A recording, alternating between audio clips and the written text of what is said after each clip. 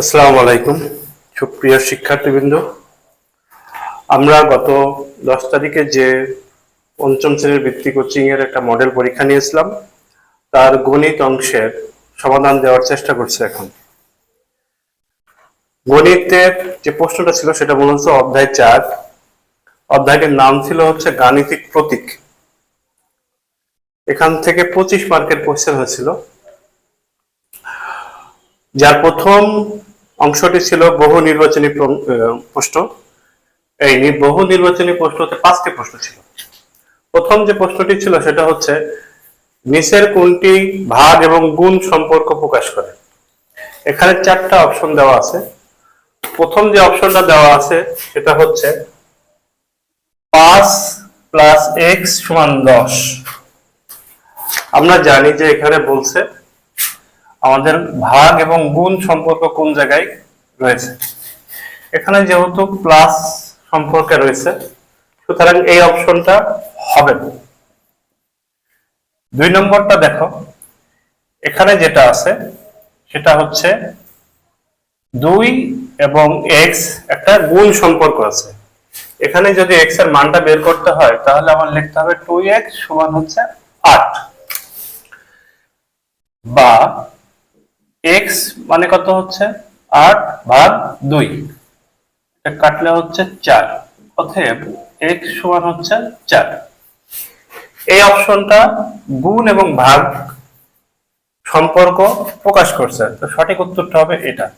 এছাড়া যদি আমি পরবর্তী 2টা অপশনগুলো দেখি, এখানে একটা বিয়োগ আছে এবং এখানে একটা যোগ আছে, সুতরাং এটাও হবে না, এটাও হবে না। সঠিক উত্তরটা হচ্ছে এটা।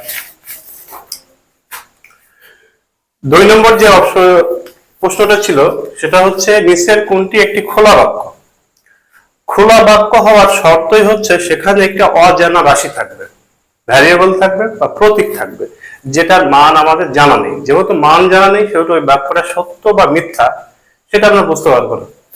যদি একটা বাক্যটি সত্য কি মিথ্যা সেটা বোঝা যায় তাহলে সেটা হচ্ছে একটা গাণিতিক বাক্য, আর বোঝা না গেলে সেটা হবে হচ্ছে খোলা বাক্য। তাহলে এবার অপশনগুলো যদি দেখি, এটা তো হয়ে গেছে আমার। 5 একটি বিজোড় সংখ্যা, এটা একটা সত্য, এই বাক্যটা সত্য বাক্য, তো সুতরাং এটা একটা গাণিতিক বাক্য, সুতরাং এই প্রশ্নের উত্তর এটা হবে না। 2 নম্বরটা দেখো, 2 নম্বরটা বলতেছে 8 আর 2 যোগ করলে 10 হয়, এটাও তো সত্য, সুতরাং খোলা বাক্যের জন্য এটাও প্রযোজ্য না। গটা দেখো, 2 দেওয়া আছে, পাশাপাশি একটা বর্গাকার চিহ্ন দেওয়া আছে এবং 7 দেওয়া আছে। এইটার মান আমরা কত সেটা জানি না, যেহেতু একটা অজানা রাশি এখানে বিরাজমান। এই অজানা রাশির মান না জানা পর্যন্ত বাক্যটা সত্য কি মিথ্যা এটা আমরা বলতে পারবো না, সুতরাং এই প্রশ্নের উত্তর হবে এটা। আর এখানে দেখো লাস্টের যে অপশনটা 10 12 থেকে ছোট বা 12 10 থেকে বড়, তো সুতরাং আমরা জানি যে 12 স্বাভাবিকভাবে 10 থেকে বড়, সুতরাং এই অপশনটাও এখানে হবে না, কারণ ওটা একটা গাণিতিক বাক্য। তাহলে এই প্রশ্নটাও একটা সমাধান পেয়ে গেলাম আমরা। নিচের কোনটা গাণিতিক বাক্য নয়। গাণিতিক বাক্য হওয়ার যে শর্তটা, এই প্রশ্নটার উত্তরটা দেওয়ার আগে আমরা এটা একটু দেখে আসি। দেখো কি বলছে, একটি বাক্য খোলা হয় যদি, খোলা বাক্য হওয়ার শর্ত হচ্ছে সেখানে সেই বাক্যটা সত্য কি মিথ্যা সেটা বোঝা যাবে না। অর্থাৎ এখানে এমন কিছু ভ্যারিয়েবল থাকে, সেই ভ্যারিয়েবল গুলোর মান না জানা পর্যন্ত বাক্য সম্পর্কে কোনো আইডিয়া করা যায় না। তাহলে যেতে হয়, এই যে এখানে যে অপশনগুলো আছে, অপশনগুলো যদি আমি একটু বিশ্লেষণ করি তাহলে দেখা যায় সেটিতে খোলা সংখ্যা না থাকে। সংখ্যা না থাকলেও সেটা সাধারণত গাণিতিক বাক্য হয়ে থাকে। এই বাক্যটা সত্য হয়, এই সত্য হলে তো আমরা জানি যে সত্য বা মিথ্যা হলে সেটা যে গাণিতিক বাক্য, সেটা খোলা বাক্যের অংশ না। আবার প্রশ্নবোধক চিহ্ন, আমরা অনেক সময় লিখি যে 8 + 2 যোগ করলে কত হয়, তো প্রশ্নবোধক চিহ্ন থাকলে তবে এটা বুঝতেই পারছে 8 আর 2 যোগ করলে 10 হয়, এটা উত্তর পাওয়া যেতে পারে, এটাও একটা গাণিতিক বাক্য। যেটা আছে সেটা হচ্ছে অসম্পূর্ণ। এই অসম্পূর্ণ যদি থাকে তাহলে সেটা হবে হচ্ছে একটা খোলা বাক্য। এই প্রশ্নটার উত্তর হবে এটা, বাকি এই 3টা অপশন হবে না। যেহেতু আমরা দেখলাম যে খোলা একটা বাক্যে একটা বৈশিষ্ট্য হচ্ছে তার উত্তরটা, মানে তার একটা বৈশিষ্ট্য হচ্ছে সেটা একটা অসম্পূর্ণ হবে। তো এবার এই জায়গায় একটু খেয়াল করে দেখো, এখানে চারটা যে অপশন দেওয়া আছে, চারটা অপশন যে দেওয়া আছে, এই চারটা অপশনের মধ্যে অসম্পূর্ণ দেখো একটা আছে। সেই অসম্পূর্ণ বৈশিষ্ট্যের আলোকেই সেটা গাণিতিক বাক্য নয়। ক নম্বর অপশন দেখো, 5 আর 3 গুণ করলে 15 হয়, 3 5 15 হয়, এটা আমরা একটা সত্য বাক্য জানি, তো সুতরাং ওইটা ওই বাক্যের জন্য উত্তর হবে না। খ দেখো, বলতেছে যে 9 7-এর থেকে বড়, এটা তো সত্য, 9 7-এর থেকে বড়, এটা তো একটা সত্য, সুতরাং এটাও হবে না, এই দুটাই বাদ যাবে। দেখো এখানে 6 প্লাস 2, 6 প্লাস 2 দেওয়ার পরে আর কিছু নাই, এখানে যদি সমান দিয়ে, এই সমান দিয়ে নতুন আর একটা কিছু থাকতো তাহলে সেটা গাণিতিক বাক্য হতো বা অন্য কিছু হইতে পারতো। সুতরাং যেহেতু এটা সম্পূর্ণ না, এটা অসম্পূর্ণ, এই অসম্পূর্ণ বৈশিষ্ট্যটা কার? অসম্পূর্ণ বৈশিষ্ট্যটা হচ্ছে খোলা বাক্যের। খোলা বাক্যের বৈশিষ্ট্য যদি এখানে থাকে, এটা নিশ্চয়ই গাণিতিক বাক্য না, তাহলে এটার উত্তর হবে এটা। আর এটা তো 10-কে যদি আমরা ভাঙি তাহলে 5 আর 5 হয়, এটা সত্য, যেহেতু সত্য সেহেতু এটা গাণিতিক বাক্য। তাহলে এটা গাণিতিক বাক্য, এটা গাণিতিক বাক্য, এটা গাণিতিক, তিনটাই গাণিতিক বাক্য। তাহলে একটা আছে যেটা অসম্পূর্ণ, সেটা হচ্ছে এইটা, এটা হচ্ছে খোলা বাক্যের বৈশিষ্ট্য, তো সুতরাং এইটা গাণিতিক বাক্য নয়। তাহলে এর উত্তরটা হবে গ। সর্বশেষ যেটা আছে, নিচের কোনটিতে ভুল গাণিতিক প্রতীক ব্যবহার করা হয়েছে? গাণিতিক প্রতীকের যে সংজ্ঞা আমরা জানি যে গাণিতিক প্রতীক হলো এমন কিছু চিহ্ন বা সংকেত যা গাণিতিক ধারণা বা অপারেশন, যোগ হতে পারে, বিয়োগ হতে পারে, গুণ হতে পারে, ভাগ হতে পারে, ছোট সংখ্যা হতে পারে, ছোট হতে পারে, আবার বড় প্রতীক হতে পারে, ছোট প্রতীক হতে পারে, সমান হতে পারে, সমান নয় হতে পারে, এইগুলো প্রত্যেকটা একটা একটা গাণিতিক প্রতীক। তাহলে এখানে বলছে যে ভুল গাণিতিক প্রতীক কোন জায়গায় ব্যবহার করা হয়েছে। আমরা যদি অপশনগুলো একটু দেখি তাহলে আমরা একটা প্রশ্নের উত্তরটা সহজে পেয়ে যাই। বলছে 8 আর 5 যোগ করলে 13, 8 আর 5 যোগ করলে 13 হয়, এটা একটা সত্য, তো সুতরাং এটা এই প্রশ্নের জন্য উত্তর হবে না। বলতেছে 4 আর 2 গুণ করলে 8 হয়, এটা সত্য, 4 2 8, সুতরাং এই প্রশ্নের উত্তর এটা হবে না। গ নম্বর দেখা দেওয়া আছে 3 আর 3 যোগ করলে 6 হয়, তো সুতরাং এটাও একটা সত্য, এটাও উত্তর হবে না। তাহলে উত্তর কোনটা হচ্ছে? উত্তরটা হচ্ছে দেখো এইটা, এটা বাকি থাকছে আলটিমেট এটা হতে পারে। 7 আর 2 যোগ করলে হচ্ছে 9 হয়, বলছে 9 8 এর থেকে ছোট, তাহলে এটা একটা মিথ্যা বা এটা ভুল প্রতীক ব্যবহার হয়েছে। তাহলে এটা হওয়া উচিত ছিল যে 9 ইজ গ্রেটার দেন 8, অর্থাৎ 9 8 এর থেকে বড়, সুতরাং উত্তরটা হবে এটা। আমার মনে হয় এখানে কোনো কোশ্চেন থাকার কথা না, তারপরে যদি কোশ্চেন থাকে তাহলে কমেন্ট বক্সে কমেন্ট করলে সেটার ব্যাপারে বিস্তারিত আলোচনা করার সুযোগ আছে। 1 নম্বর প্রশ্নের উত্তরটা মোটামুটি এটুকুই, এরপরে 2 নম্বর প্রশ্নে আমরা যেতে পারি। এবার দেখো 2 নম্বর যে প্রশ্নটা ছিল সেগুলো হচ্ছে শূন্যস্থান পূরণ করতে হবে।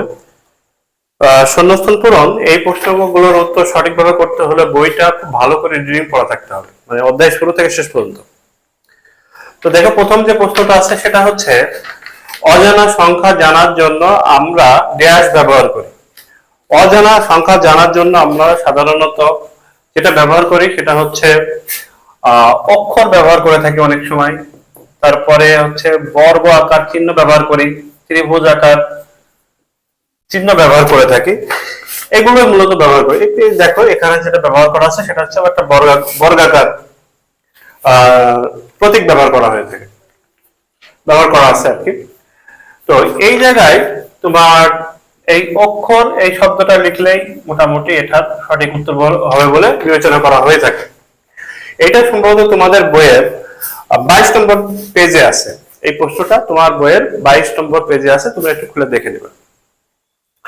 2 নম্বরটা যেটা আছে দেখো, ক এর সাথে 2 গুণ প্লাস খ যোগ করলে কত হবে যদি ক এর মান 10 এবং খ এর মান 20 হয়। এটা ক্যালকুলেশন যদি আমি এখানে একটু করি, ওটা উঠাই নিয়ে এসে, তাহলে কি ক গুণ 2 প্লাস খ, এখানে কিসের মান কত দেওয়া আছে? ক এর মান বলা আছে 10, তার সাথে 2 গুণ প্লাস খ এর মান হচ্ছে 20, তাহলে এখানে 10 দুগুণে 20, মোট হচ্ছে 40।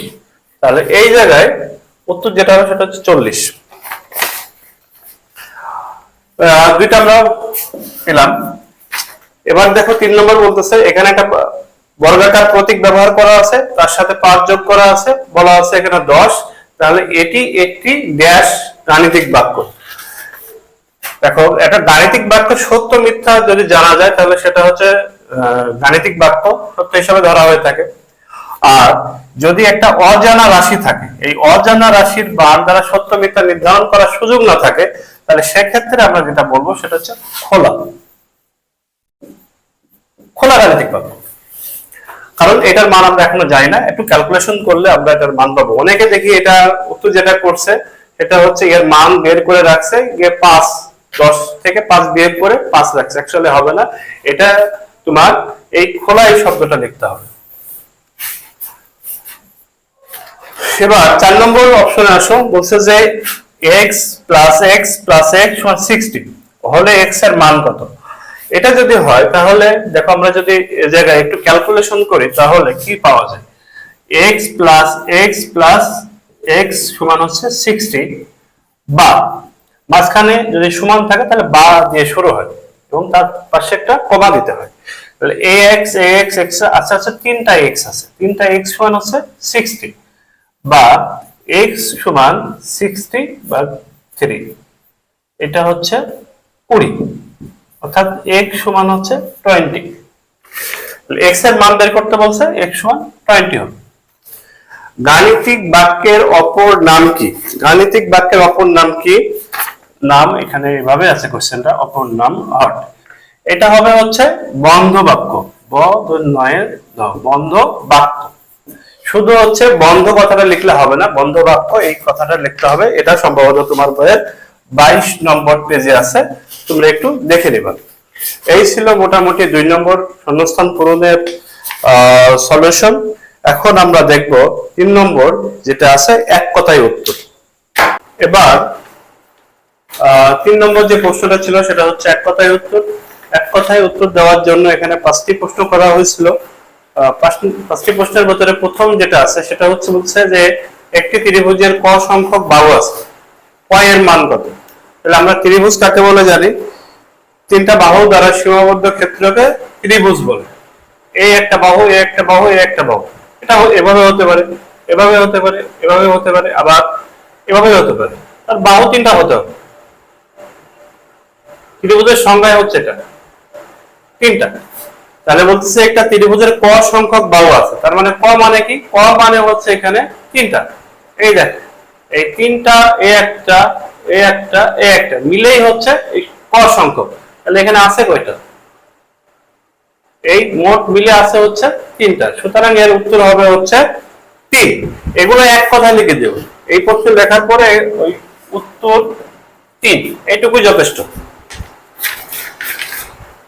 2 নম্বর যেটা আছে গাণিতিক বাক্য কাকে বলে। আমরা একটু আগে আলোচনা করে আসছি, গাণিতিক বাক্য হতে হলে সেই বাক্যটা দ্বারা সত্য অথবা মিথ্যা একটা প্রকাশ পাবে, ভাব প্রকাশ পাবে। অর্থাৎ যে বাক্যের মাধ্যমে সত্য মিথ্যা জানা যাবে, যেটা লেখা আছে সেটা সত্য না মিথ্যা। যেমন আমি যদি মনে করি যে 7 এর সাথে 3 যোগ করলে কত হয়? 10 হয়, এটা তাহলে সত্য। আবার 7 এর সাথে 3 বিয়োগ করলে 5 হয়, এটা মিথ্যা। এই দুইটাই কিন্তু হচ্ছে গাণিতিক বাক্য। কিন্তু যদি এটা এরকম হতো যে x প্লাস 3 সমান হচ্ছে 10, এই বাক্য দ্বারা কিন্তু বোঝা যাচ্ছে না যে এটা সত্য না মিথ্যা। সুতরাং এটা গাণিতিক বাক্য নয়, এটা একটা খোলা বাক্য। তাহলে গাণিতিক বাক্য কাকে বলে? যে গাণিতিক বাক্য যে বাক্য দ্বারা সেটা সত্য মিথ্যা যাচাই করা যায়, সেটা হচ্ছে একটা গাণিতিক বাক্য। খোলা বাক্যের একটি উদাহরণ দাও। খোলা বাক্যের উদাহরণ অলরেডি চলে এসেছে, এই যে এটা একটা খোলা বাক্য। খোলা বাক্য কোনটা? যে বাক্য দ্বারা সত্য না মিথ্যা সেটা যাচাই করা সম্ভব হয় না, সেটা হচ্ছে খোলা বাক্য। যেহেতু আমি এটা বুঝতে পারতেছি না যে x এর সাথে 3 যোগ করলে 10 হবে। x এর মানটা কত, যতক্ষণ পর্যন্ত আমি ক্যালকুলেশন না করব ততক্ষণ পর্যন্ত আমি এটা জানতে পারছি না। সুতরাং এটা একটা খোলা বাক্যের উদাহরণ।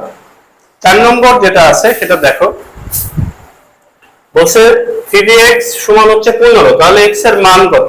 যদি একটু ক্যালকুলেশন করি, যদি এখানে ক্যালকুলেশন করে লেখা লাগবে না, তুমি যদি একবারই করো একবারই করতে পারো। x সমান হচ্ছে 15 বা x সমান হচ্ছে 15/3, এটা যদি করো 5, অর্থাৎ x এর মান হচ্ছে 5। এই জায়গায় উত্তর লিখে 5 লিখে দিলেই হচ্ছে। জাস্ট এটুকু না করলে হবে, তুমি যদি মনে মনে করতে পারো জাস্ট এনাফ, এটা করে দেখানো লাগবে না। বলছে ময়ের মান কত হলে গাণিতিক বাক্যটা সত্য হবে। তো দেখো এখানে কি দেওয়া আছে, বলছে ম -12 সমান হচ্ছে 15। তাহলে বা ম কে এইদিকে রাখা হলে, যেহেতু এখানে মাইনাস আছে, ওইদিকে গেলে কি হবে? অবশ্যই প্লাস হবে।